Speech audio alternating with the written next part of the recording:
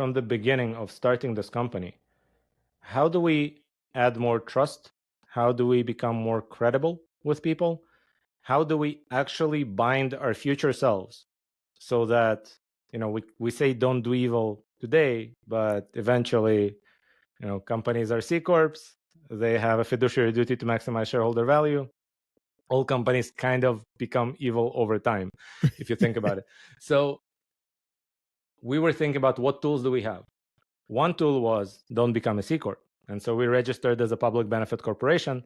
This way we can state what our mission is, and it's actually legally binding on all the executives and on the company itself, right? The other one is if we use AI and it's mostly software, open it up so people can see what we're doing. This way, if our future selves or somebody who isn't us in the future decides to do something bad, like let's say inject left-wing bias or inject right-wing bias, people will notice that either the code changed or suddenly the code closed. And that means somebody's planning to do something underhanded. And then the third one was, let's actually make our community our shareholders. And that in itself also, that it gives our community some power over us, some power over the product. It makes us accountable to people who downloaded this because they believed in the product, right? So that was a part of it. The other big part, and this might be a very unique feature of the founding team, is we're all techies and we're not that good at community building. I mean, I'm not even good at following up with my best friend other than sending him a happy birthday once a year, right? So what do I know about building a community? One of the beautiful things about crowdfunding is we just built a community of over 2,000 people who really, really care. We can ask them any question we want, like what feature do you think we should develop next? Or we can go this direction, which one do you think is better?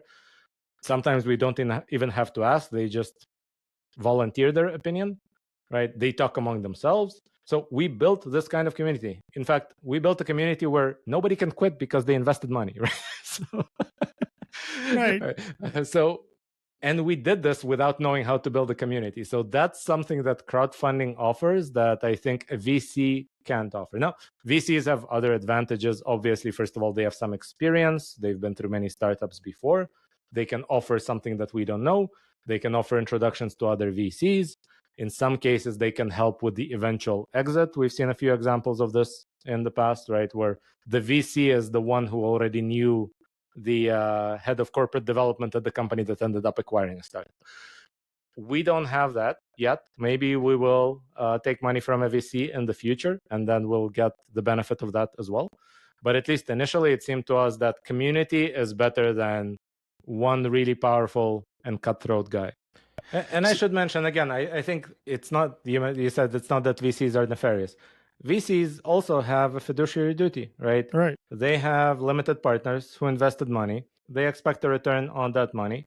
In fact, the VC himself or herself is typically incentivized with 2% management fee and 25% carry at the end, right? So they want to make as much money for their limited partner as possible. That means ethical considerations. It's not that their intents are nefarious. It's not good or bad. It's a don't care. Right. Exactly. Right? And you have to kind of consider, people really think about, is this guy good or is he evil? And the reality is this guy is out there to make money. It's neither good nor evil. It's kind of random. There is no correlation. These are two orthogonal axes if you speak in mathematical terms. Exactly.